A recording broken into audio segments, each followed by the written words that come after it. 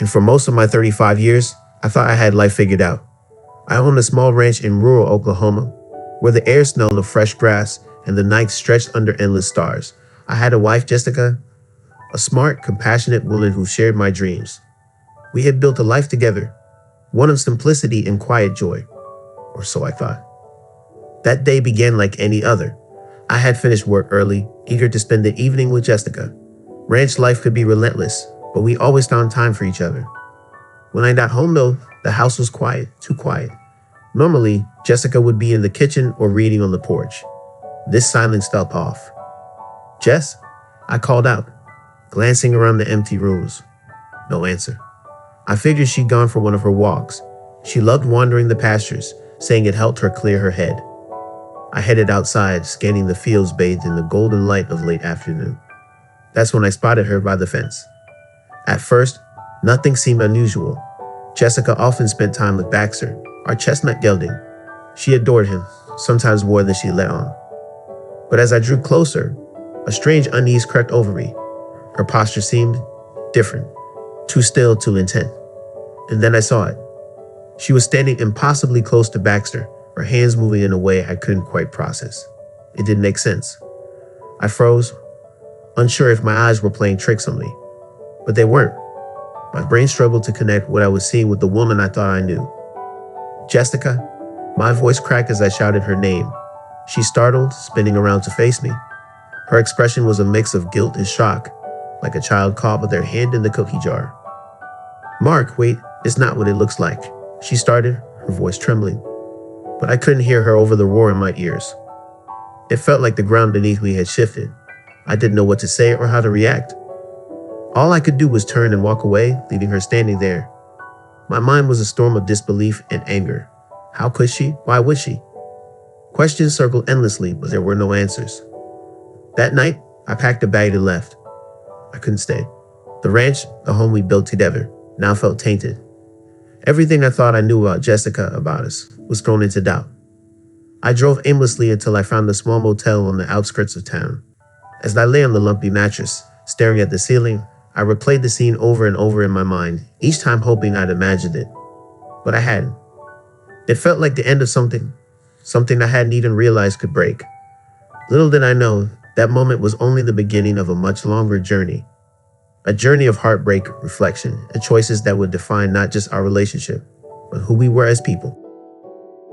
The days after that night felt like a blur. I stayed holed up in a cheap motel, trying to piece together what had happened. Every memory of Jessica, the good, the bad, the mundane, was now colored by what I'd seen. Questions swirled endlessly. Why? How? Was it something I did? Or something I missed? Jessica had called me a few times, left a few voicemails. I couldn't bring myself to listen. I wasn't ready to hear her voice, let alone her excuses. Then a few days later, I received something unexpected. A handwritten letter. Who even writes letters anymore? That alone caught my attention. Her handwriting was shaky but familiar, the words spilling onto the page like she couldn't get them out fast enough. "Mark, I don't know where to begin, except to say I'm sorry. I know I hurt you, maybe beyond repair, but I need to try to explain. I don't know why I did what I did. Maybe I've been lost for a while and didn't realize it until now. All I can tell you is that I'm trying to figure it out. I've started therapy, something I should have done long ago, and I'm trying to understand myself better. I'm not asking you to forgive me right now. I'm only asking for one chance to talk to you. Please let me try." I read it twice, then again. Her words hung in the air, heavy and raw. She didn't make excuses, didn't try to shift the blame. It wasn't what I expected. For the first time since I left, I felt something other than anger. Curiosity, maybe. A flicker of hope. I wasn't sure. Against my better judgment, I agreed to meet her. We met at a small diner in town. The kind of place where the coffee's always burnt, but it's cheap enough to keep you coming back. I got there early and sat by the window, my fingers wrapped tightly around the cup of coffee I wasn't drinking. When Jessica walked in, she looked different. Tired, yes, but also determined, like she spent days preparing for this moment. "Thanks for meeting me," she said softly as she slid into the booth across from me. "Don't thank me yet," I replied, my tone harsher than I intended. She took a deep breath and started talking. She didn't dodge the hard truths, didn't try to sugarcoat what had happened. Instead, she spoke about how she'd been feeling lost, disconnected, like her life had become a series of routines with no meaning. "I'm not making excuses, Mark," she said, her voice breaking. "What I did was wrong. I don't even understand it myself, but I'm trying to. And I want to prove to you that I can be better, that I can fix this." I did respond right away. The silence between us was heavy, filled with years of shared memories and the weight of her betrayal. Finally, I said, "I don't know if I can forgive you, but I appreciate that you're trying." Her eyes filled with tears, but she didn't let them fall. Instead, she nodded as if my words, tentative as they were, meant everything. That night, I drove back to the ranch. The house was quiet and empty, just as I'd left it. I walked outside to the pastures, where Baxter stood under the pale light of the moon. He looked at me, his ears switching slightly as I approached. "Hey, buddy," I muttered, running a hand down his neck. "Guess we've got some healing to do, huh?" He nudged me gently, and for the first time in weeks, I felt something close to peace. Maybe Jessica was right. Maybe this wasn't the end. But if we were going to rebuild, it wouldn't be easy. And it wouldn't happen overnight. Weeks passed, but the weight of what had happened lingered like a storm cloud. Jessica and I weren't talking much. She kept herself busy with therapy, sending the occasional message about her progress. I didn't respond often. I wasn't ready. My thoughts were tangled, a mix of anger, hurt, and something I couldn't quite define. Maybe hope, though I hated to admit it. One evening, Jessica's sister Lizzie called me. We weren't close, but her voice carried a familiar warmth that reminded me of Jessica in better times. "Mark," she began cautiously, "I know this isn't easy for you, but I need you to know how hard Jessica is working. She's trying to make things right, not just for you, but for herself." I sighed, unsure of what to say. "Lizzie, you don't understand. She didn't just hurt me, she broke everything we built." "I do understand," Lizzie said firmly. "But sometimes breaking things apart is the only way to figure out what really matters. She's not asking for you to fix this alone. She's asking for the chance to try." Her words stayed with me long after we hung up. They echoed in my head, nudging me to confront something I'd been avoiding. Maybe I needed clarity as much as Jessica did. The next day, I made a decision. Jessica had mentioned her therapist, Dr. Haley Brooks, in one of her messages.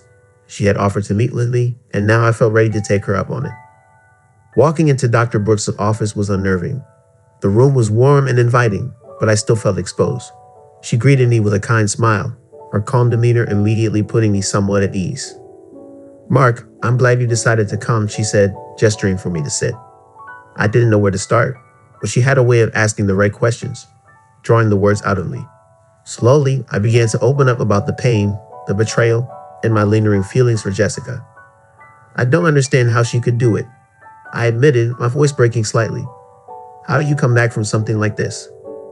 Dr. Brooks leaned forward, her expression thoughtful. "Sometimes people act in ways that even they don't fully understand. It doesn't excuse the behavior, but it can help us see the bigger picture. Maybe Jessica's actions weren't about you, but about something she was struggling with internally, something she didn't know how to address." Her words stung, but they made sense.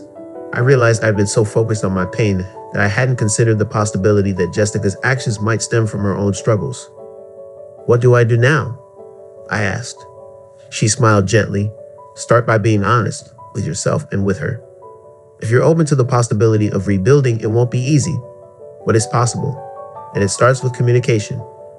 That night, I drove back to the ranch feeling lighter, though still uncertain. I walked out to the pasture, where Baxter stood grazing under the stars. He raised his head as I approached, his calm presence soothing my restless thoughts. "Hey, boy," I murmured, stroking his neck. "Think we've got it in us to give this another try?" He nudged me with his nose, a quiet reassurance that seemed to say, "Yes, you do."